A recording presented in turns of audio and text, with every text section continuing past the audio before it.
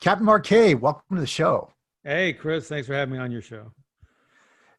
So first things first, I had the chance to go through your book. The book's called Leadership is Language, The Hidden Power of What You Say and What You Don't. And that book is, by the time we release this, it's going to be released out to the general public. And first off, I want to commend you on this because I find a lot of business books these days, you can go through the first chapter and kind of get the whole thing, but every chapter of your book had something new, some new script, some new tip, new tactic that people could apply here. And it's a big reason why I want to bring you on the show and why I'm excited to have you here today. So it's not a 50-page book written in 300 pages? Nope. Yeah, you got Well, so thank much you in for there. that. Yeah, no, it was a huge struggle condensing. The hardest part for me on this one was this structure, which I think is the magic of any book that works. I mean, the prose really matters, and there's typically some big idea, but then the structure of how you convey that to me is where the real grit has to happen. Yeah, I was thinking that because, the way you have things laid out here, I mean, there's a lot of abstract thinking that obviously had to go into it. I've got a background in social science and did a PhD in political science. There's a lot of preliminary thinking I can see that you put into this. But the way you break it down, I mean, it really, really speaks to the person in the trenches who's actually dealing with people. And I was talking to my girlfriend this morning, who's a high acuity nurse, because she runs into a lot of these types of problems. And I was saying, once we're through this, she's got to take a look at this book. You got to take a look at some of these scripts that are in here. Super. So, you wrote a book called Turn the Ship Around, US Navy captain. And, there's obviously a big maritime theme in the book. And obviously I want people to buy the book, but we had this concept of the Faro. And as we get into this conversation, maybe that's a theme we probably want to go back to. What was the Faro and why is it so significant for this book? So the Faro was a huge container ship, 790 feet long, which in 2015 sailed from Florida to Puerto Rico, a trip she had done many, many times, and ran into a hurricane that was known to be there. The crew knew they were heading into the hurricane. Nevertheless, drove straight into the hurricane and sank, and all 33 souls were lost. Now, the interesting thing about El Faro is that ships have black boxes like airplanes do, and the National Transportation Board was able to recover the black box from the El Faro. So we have a 500-page transcript that has every word spoken on the bridge during that 25 hours prior to the ship sinking. So we hear the captain and the first, second, and third officers and the chief mate talking about what they're doing, what they want to do, what they wish they could do, and you get a brilliant insight into the decision making.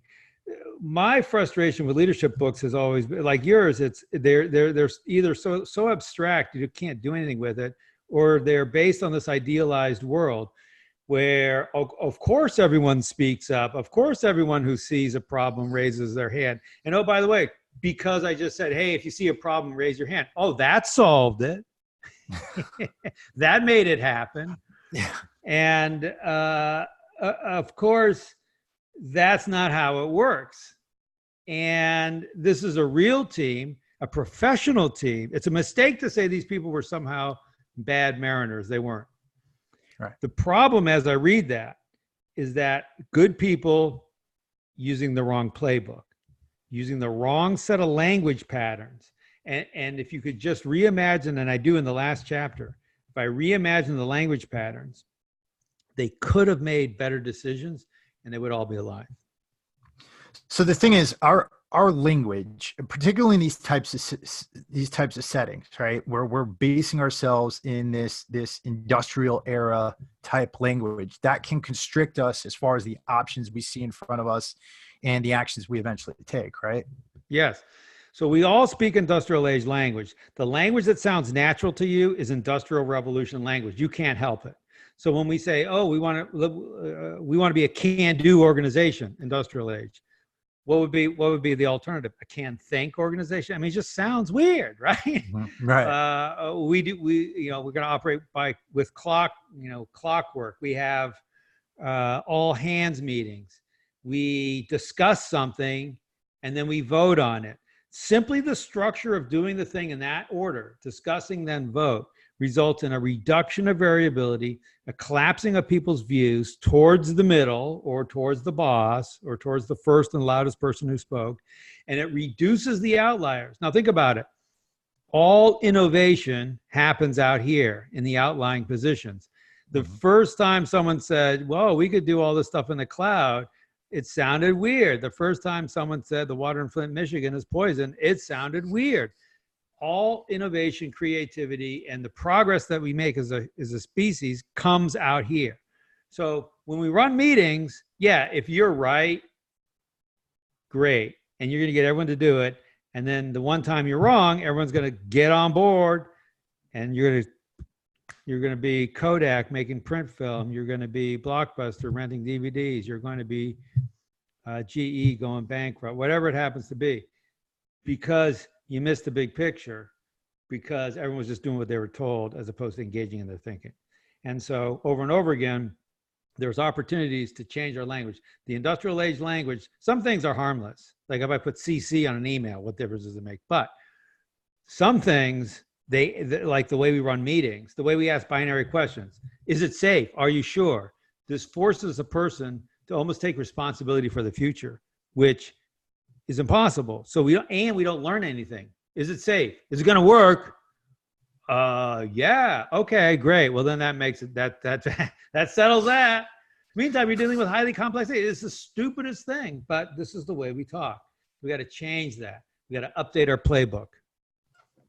Well, that's one of the things here, and I was thinking about this before we got on, because had this, right now we're in a really relaxed situation. We're talking on a podcast. Had this same conversation occurred 15 years ago between you and I, with me being an E4 in the Marine Corps and you being a US Navy captain, there's this concept of hierarchy there. And my butt would be so curled up, I'd be able to taste it in the back of my throat while I was talking to you. So it would be like, there's that whole psychological thing going on there. One of the things you see in the book, one of the problems is that the leaders speak up first and they color the conversation. They direct the conversation to where either, purposely or inadvertently, they color the conversation and they direct it to where they think it should go, right? Right. And we do it all kinds of different ways, from just a disapproving look to a, hey, what do you, you already know what I think the right answer is. And so there's this big impediment to speaking up. We call it hierarchy first. We have another transcript we have is the investigation into the Deepwater Horizon oil spill fire, which killed about 20 people in the Gulf of Mexico and released millions of gallons of oil to the environment. There's a moment where the rig has been on fire for 9 minutes and there's an engineer in front of a button, which he has to push it. And this is the sort of irretrievable disconnect, which is going to operate these hydraulic rams to pinch the pipe shut down at the bottom of the ocean. And he's hesitating to push it. The rig is already burning in 100-foot flames. And he's about to do it. And someone says, no, you need permission. And then someone says, okay, you have permission. And then someone says, no, you need permission from the offshore installation manager. So it's someone not even on the rig. And then someone else says, no, that's silly. Just push it. And then they pushes it. But think about it. Our brains are processing this. I don't want to irritate the hierarchy in the same way as it's processing, I'm going to burn to death in a fire. And this is because our old tribal wiring is don't irritate the tribe. Because if you irritate the tribe, you get kicked out of the tribe. If you get kicked out of the tribe, you die. So our humans wiring that and hierarchy has hijacked that wiring for their own purpose. This is why bad bosses still get people to go along with them, is because I've done it where I wanted to be, I worked for a horrendously toxic leader and I put up with it because I wanted to be a team player, blah, blah, blah, all the things that you use to justify it. But it's because my wiring had been hijacked by the hierarchy, powers that be. And we do this, and then we say, well, why didn't you speak up? We have accident after accident where a sailor says, yeah, I saw something weird, but I didn't say anything, or I tried to, but no one listened. Why is this? It's because we're running the system the wrong way. So for our audience out there, this is going to come about in two types of situations. And you mentioned this in the book, either people die or businesses go out of business. Right. Yeah. And that's what happens. So, for some of the business examples you bring up Kodak with the situation where they're not looking at digital cameras at all. Blockbuster. Kodak invented digital cameras. Yeah. But it was a threat to the rest of to the print part of the business, which was making all the money. And so it was like a virus in the system, and the antibodies went pop and they killed it. Get rid of that. Yeah. And the same thing with Netflix and Blockbuster. I mean, like Blockbuster's not paying attention, or they kind of write it off, and they're just continuing. And that's the problem. They're continuing. They're not thinking about. Exactly. It's like Newtonian physics for hierarchies. Continue what you're doing. The hierarchy, it's a momentum. When Ford started the Model T in 1904, they continued, because there's a lot of production costs in changing the line. So they made the same model for over 20 years. Now you're in the 20s, and the world has changed. America is much more affluent. The roaring 20s are happening. People want flashy cars. GM is run by a guy named Alfred Sloan at this point. And they're doing more frequent updates to their models, and they're doing things like big fins and fancy fenders and all this kind of stuff. And so people are shifting over to them. Meantime, we're still doing the Model T over here at Ford. It looks old, it looks stale, it looks tired. And Ford had to shut down his line for a long time. It was 6 months or more to retool the whole thing. By this point, GM caught up. Ford, prior to that, made more cars than everyone else combined. And after that, it became a free-for-all. They lost their edge, because the organization hierarchy is always designed to continue doing what you want as long as it's possible. That's why it's so hard for someone to say and raise their hand and go, I'm not sure we're chopping down the right forest here. There's so many cultural barriers against that. But it stems fundamentally from this industrial age playbook that we're running with. So what are some of the beginning solutions, like for those guys out there who are heading into the civilian world? Some of them are going into civilian jobs. Some of these guys are still in the military, working in line companies and things like that. So what is the solution here? How do we change this? So I think this transition from military life to civilian life can be much more powerful than a lot of people play it. In the book, I talk about a concept called red work and blue work: production work, doing work, activity, and thinking, cognitive reflection. That's the blue work. Red work is the doing work. And so during a day, you're doing, then pause and see how we reflect. Are we chopping down the right forest? Okay, now go back to chopping. But this rhythm plays out in your life as well. So you can do something for 10 or 20 years and then have a career in the military, and then pause and have a period of reflection. What do you want to do? You want to keep doing that kind of work? Because you can do that kind of work. You can work for a DoD contractor or whatever. You can just keep doing that kind of work. But if you don't deliberately pause and think about it, you may find that you're just continuing when you really want to call an end to that chapter of your life and do something else that's totally different. You want to go be an explorer. You want to be a photographer. You want to be a travel writer. You want to be a teacher. You want to be something else.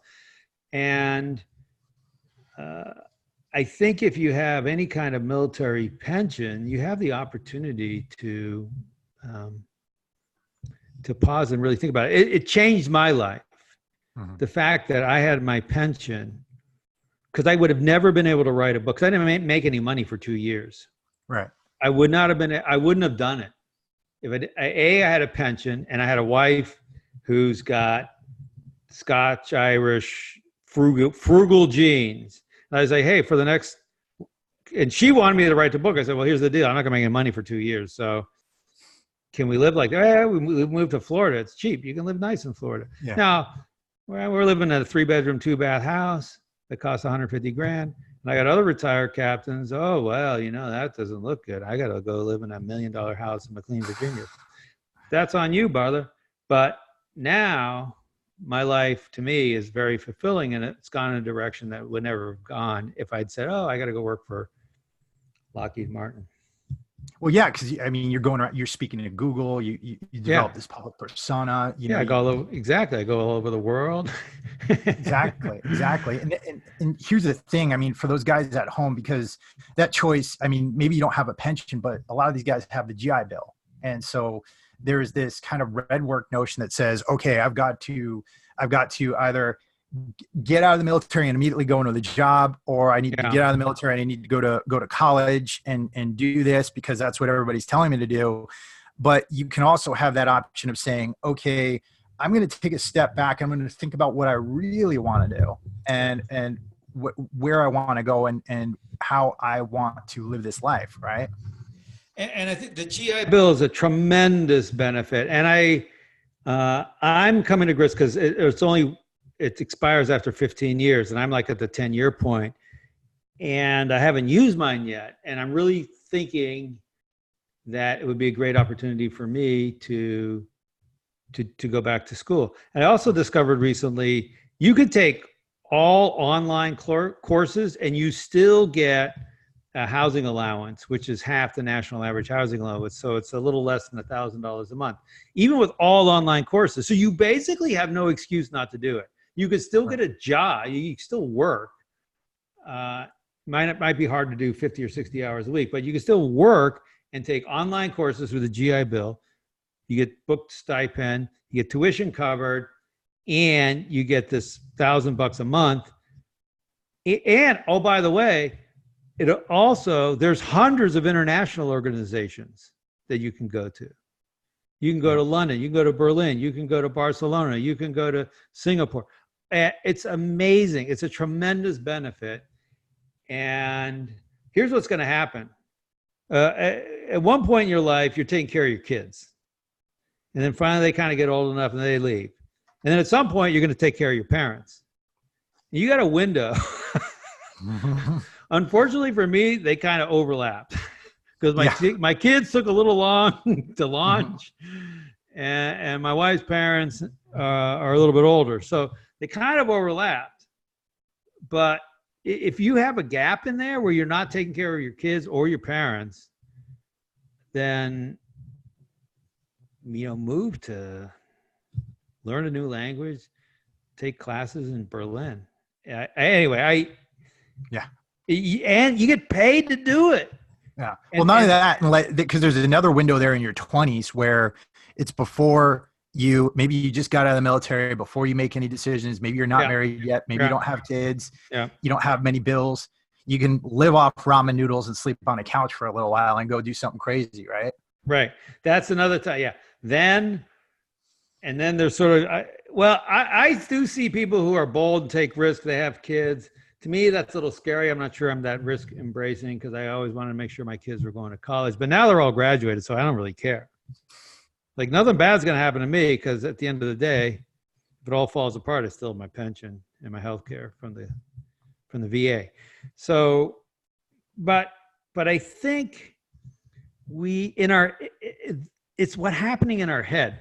These aren't real fears. Right. You're going to get fed.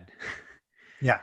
You can buy enough calories on one hour minimum wage a day at McDonald's to feed yourself. So you're going to get fed. And all this other stuff is just fears that our brain's just manufacturing. And I see it's easier to see in other people than in yourself. And I see in other people, I was like, what's holding you back? Here's a bigger life. In between, there's this ugly, dark thing called fear. And you're not going through there, but I can see if you did this, but you got to go through this intermediate step, and something's holding you back. But from a rational perspective, it's not, there's nothing. Right. That's not true. It's fear of failure, fear of social rejection, fear of being judged by other people. I had this distinct memory. I took my kids, I'd go to the pool when kids were little. And like all the other parents, most of the other parents, I was the cool. I would sit in the lawn chair with a book, play in the pool with my kids. Nah, that's messy. That's wet. You get wet doing that. Whether it was one dad, like he didn't give a fuck. And he was like in the pool, playing with his kids, looking like a goofball, but having a ball. His playing, the kids were having a ball. All the other kids were starting to play. That care. He's living the most fulfilling life for him and his family. So I got in the pool, but it was weird because it took something to get me in the pool. And I wish I was not that kind of person. You got to get in the pool, ladies and gentlemen.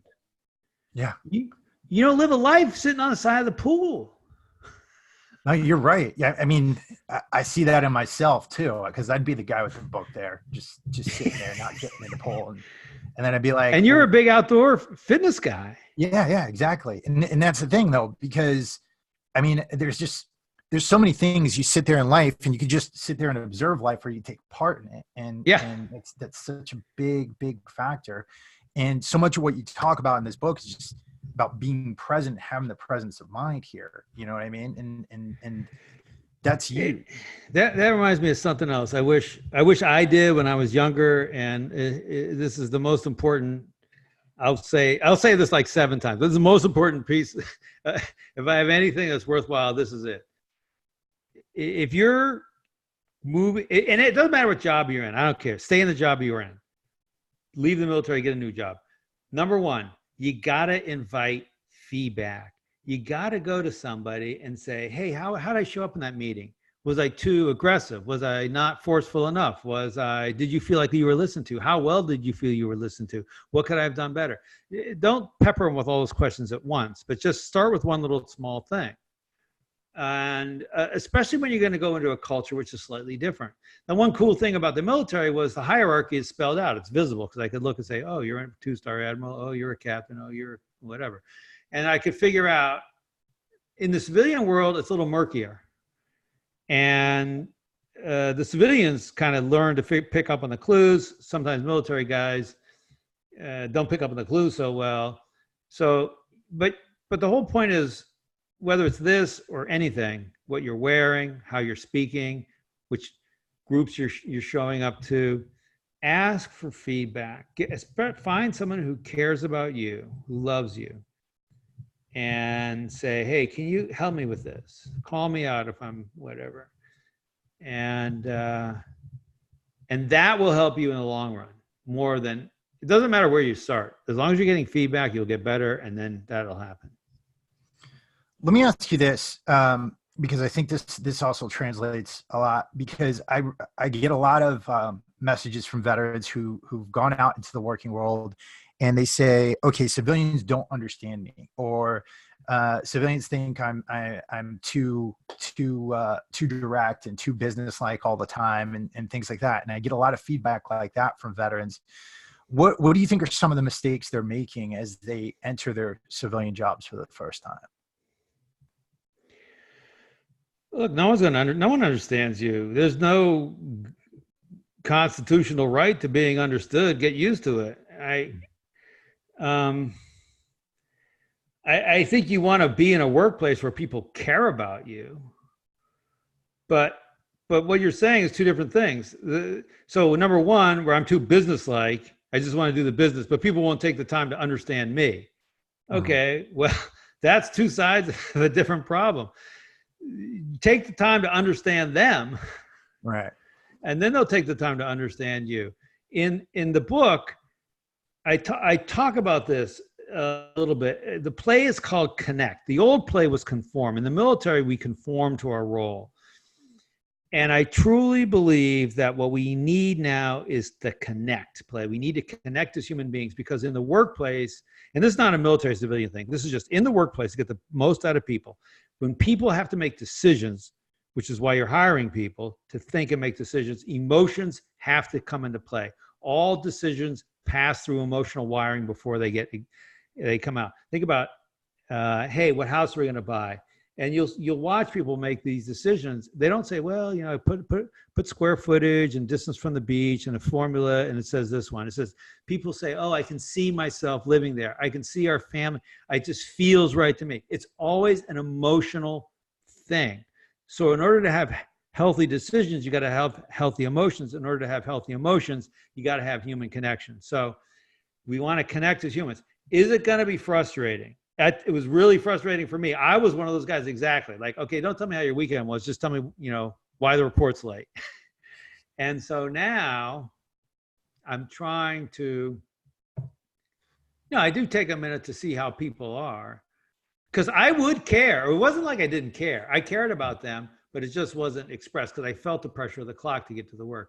And so I do think I'm a better human now, taking time to ask about how was Johnny's kindergarten graduation and that kind of thing. Because here's the thing, in the moment, it may feel like you're getting a little bit less done, but that person now will do 10 times the work. They'll do better work. And it's just, there may be 1 second where they have to make a choice. Do I speak up and say, I think we're having an imminent problem, or not? And if they, in a healthy environment, and they speak up and say, yeah, and you divert and you don't have a crash, that may have paid for all those conversations. So yeah, I was that person that was saying that. And I think connection is important. Now, you can't sit around at work and just watch cat videos all day, obviously. But. Obviously not. Another thing here is that, you're an author. You had one book out, or 2 books out, and this is your 3rd, right? And you've developed, I think, this niche for yourself in this kind of new economy that we have, this personal branding economy. When you reflect on that, number one, did you think that this is how it was going to pan out? I know you said you waited for 2 years. You were trying to, what made you decide you were going to pursue this route? I thought my wife convinced me the story we had was important to tell. Mm-hmm. There was no grand plan. I was like, oh, I'm going to be an entrepreneur. Oh, I'm going to carve myself out. I wanted to tell a story that I thought would help humans understand how to be leaders in a way that made more leaders, as opposed to made more followers, which would not fulfill their lives. And so after I left the ship as captain, that was great. We set records for retention and performance. And a lot of leadership books are written the next year. Mm-hmm. Oh, this is what we did, worst to first, blah, blah, blah. Or it's not so much this is what we did. Oh, we took care of our people. Well, how? I don't know. Just be vague on that. 10 years later, though, the Navy had promoted the 10th of my officers to be submarine commander. So out of our small wardroom of officers, we now had 10 guys going to be submarine commander, which is a highly disproportionate number. We were banking leaders by acting like they could think, treating them like they could think, and giving them control over their situation. And so this was the story, because I thought it was a different story than what I normally saw. And that was the story I wanted to tell. And then people started buying the book, and one thing led to another. It's really interesting because for me, I talk about this red-blue. I'm a numbers guy. I was on the math team. I'm an engineer. I can tell that by the way the book is written. Yeah. I'm a nuclear submarine commander. So writing a book, it's like, what? No, that's words. I'm not a word guy. But now my whole life is about telling stories, and it's like one half of my brain was shrunk and the other was big, and now it's like reversing or something. Or it's evening out, right? It's evening out, yeah. But I think one of the powerful things that my team and I can do is we look at language with an engineering perspective. Mhm. And we talk about, so I use the phrase sometimes, we're re-engineering the language. And I hate this word soft skills because it sort of denigrates this very important work that we do by interacting and treating other human beings. And there's one of the things I talk about in the book is we just counted. So from this El Faro story, we just counted when the captain and an officer and the crewmen were on the bridge. So three person teams. We just counted the number of words each of them said for each period when those three people were on the bridge. All three different officer watch rotations. Guess what? Exactly the same pattern all three times. The person who said the most words, on the average about 50% of the words, was the captain. The person who said the next most words, about 45% of the words, was the officer. The person who said almost no words, in one case, the captain was on the bridge for about 3 hours. The crewman said 3 words, 142. He was answering the question, what course are we on? That's it. So in every case, if I just told you this person 1 said this many words, person 2, person 3, now guess where they are in the hierarchy, and you just match the word count with a hierarchy position, you'd be 100% right. And so there's math behind this. And so when you're in a meeting, what you want to do is even the share of voice. If someone's quiet, invite them to speak. If someone's talking too much, if it's you especially, pipe down. Be curious, not compelling. And by evening the share of voice, you'll hear more diverse opinions. You'll have a stronger team. And that quiet person may know the answer. Your job is to get it from their brain out onto the table to make them feel safe enough to do that.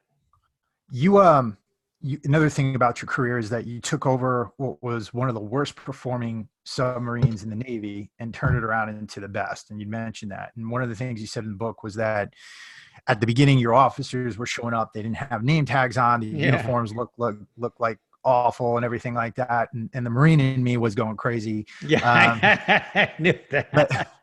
But one of the things you said was that if somebody showed up with their name tag, you wouldn't chastise the ones who didn't have their name tag on. You'd say, thank you for wearing your name tag, and you point at them, right? Right. Yeah, our brains are wired to focus on errors and problems because that's how our species survived. We avoided danger.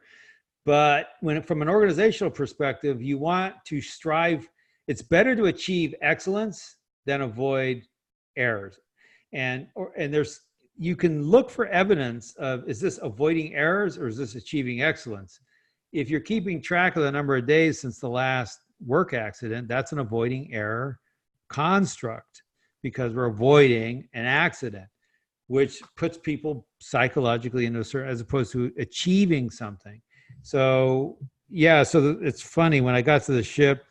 So I got diverted at the very last minute to the Santa Fe, which was, as you said, one of the worst performing ships, had the worst morale as measured by retention. And I was trained for a different class of submarine, so that made it more interesting. And the officers, they'd been so beaten up. I mean, the whole crew, but the officers are the guys I sat with. We sit down in our morning meeting. They had all these rumpled shirts and their heads were down. They looked beaten up. And but of course, just by random Brownian motion, at least one person has been wearing their name tag. So I cited them out and said, hey, and then the next day 2 were and 3 were and 4. And then it kind of went on from there. And it struck me just the power of a few positive words and what could happen. Another thing we did to play out the importance of language is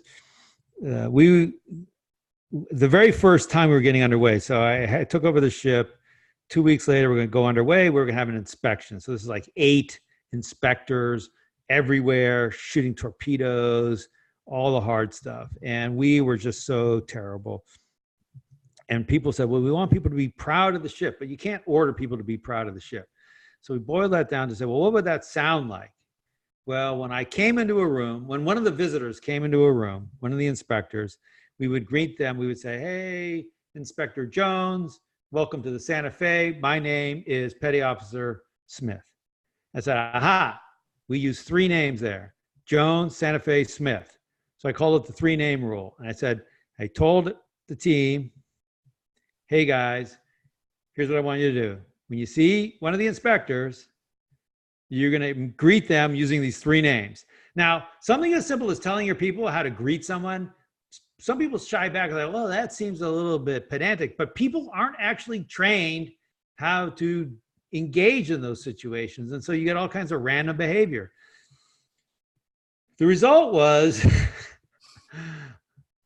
it was amazing. During the inspection, I would see, like, I don't know, maybe 10% of the people were actually doing it, 10% of the crew. And I was getting frustrated, but I had to keep alive and we had to not sink ourselves, kind of a thing. So I was focusing on that. I didn't say anything. But at the end, my Commodore, my boss came up there, he said, it's amazing, it's a new ship, we can't believe it, blah, blah, blah. And they gave us a grade of average, which was shocking because in the nuclear submarine force, that actually means numerically average. It made no sense because we were, like 2 weeks ago, we were so bad. So I like, well, what happened? I said, well, so you're, and he didn't know the rule. He just said, oh, they seem very proud of the ship. They're excited. There's a quickness in their step. He was saying things like this. And this psychologically, like, I hijacked their brains. But the key is you can't tell people to be, quote, proud. You just got to give them this little tool and then practice it yourself. And then it catches on. And don't chastise the people who aren't doing it. Just say, yes, Seaman Jones, that's exactly what we're talking about. The way you greeted the Commodore when he came in here, that's exactly what we're looking for. That's what you say. And then he tells the next guy, who tells the next guy, who tells the next guy. You don't need to tell everybody. And then it just virals through. Yeah. Boom. And a submarine, of course, is very easy. Yeah. It is the most viral place there is. Yeah. But even in most organizations, communication gets transmitted pretty quickly. Just say, hey, there's going to be I heard there's going to be layoffs. See how fast that gets around. Yeah. Now, I don't want you to comment on anything politically unless you're comfortable with that. But you know, obviously we're in this situation right now. You know, we're talking on January 6th today, and we've had this situation with things going on with Iran, and there's a whole lot of language going on from multiple directions when you go on social media, when you hear from the administration. Obviously this stuff translates over to foreign affairs and to the roles of government, right? Yeah. So, I think there are a couple of differences. I mean, in a company, everyone is theoretically aligned to the same objective. So there's this assumption of good intent. And I don't know about politics. I'm baffled. But I would say many of the patterns that you see in political commentary suffer from the same faults of this industrial age playbook, which is people don't listen. We try to be compelling, not curious. So when someone comes up to me and says, well, I think we should do this, and you say, well, I think we should do that, let me tell you how stupid you are for thinking what you think. That's not helpful. Right. Now, if these are just one-off conversations, then we can get away with a bad behavior. But if it's a team where I'm going to talk to you over and over and over again, and at some point we're going to need to collaborate to get something done, then the more resilient and adaptive and agile team leader says, oh, yeah, tell me more about that. How does that align with our principles? How does that align with our purpose? Whatever it happens to be, because they're telling you they see something you don't see. They're telling you got a blind spot, or they're seeing a path that you don't see. Now, at the end, you don't have to agree with them. You don't have to do what they say. I'm not saying that. Don't say give everyone what they want. That's not what I'm saying. What I am saying is it's better for you and them to listen to what they have to say before making a decision. We say be curious, not compelling. But so many questions are asked. So why would you want to do that? Even that sends a signal. I think you're wrong. I think you need to defend your position. I think you're an idiot and I'm smarter than you. So you want to ask a question in the most neutral, how would that help the client. Oh, how does that make things? My simple trick is start the question with what or how. What or how? Yeah, it's impossible. You can't ask a binary question. So it's not, is it safe? How safe is it? Will it work? How likely is it to work? Is that assumption true? How likely is that assumption to be true? Because now what you hear is the difference between, oh, I think it's about 51% chance, 99. That's different versus, yeah, it'll be, because now you're forcing them to take responsibility for the future, which obviously Right. can't, like I said.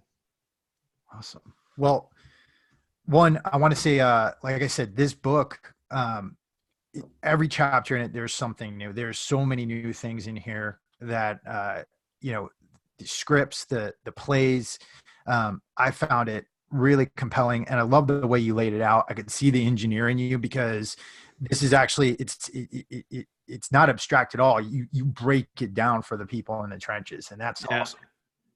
Thank you very much. Where are people going to be able to find this? Hey, anywhere books are sold. Leadership is Language. It's coming out in February. I'm super excited. It was a lot. It was tough on me, hard work this time. I think even harder than the first book. And but I do think we've come up with something that will help you with your business life, with your work, with your families, and in your own life. And I'd love to hear how it goes. My email is david@turnershiparound.com. Feel free to send me a note. I'm on social media, David Marquet, Twitter, Instagram, Facebook, etc., LinkedIn, whatever. So say hi, some of your story. Love to hear how you're doing. Absolutely. And some of those guys are still in the military too. I think this would be great. I wish I had things like this when I was in the Marine Corps. Now we've got all these crazy, like, I wish like Twitter and like YouTube was around when I was in the Marines. I would have been such a better Marine. But yeah, right. Plus, oh, by the way, you know what you know now. Yeah, exactly. Right. And that. Put my 40-year-old brain into my dumb 18, 19-year-old body. That would have been great. Right. Yeah, that's like the 15-year-old who says, the son who says, yeah, when I was 15, my dad was such an idiot. I was amazed by the time I was 25, it was amazing how much he'd learned. Oh yeah, no, it's crazy. It's crazy. Well, thank you so much again for coming on, Captain Marquet. Yeah, it's my pleasure. Love the book. And to everybody out there, check out the book. We'll have the links up on the show notes so you guys can get it. And go back through this. Once you've read the book, go back through this conversation, pick up some notes. And with that, guys, get out there and live your best lives while you can. This is Chris Albert and Captain L. David Marquet out.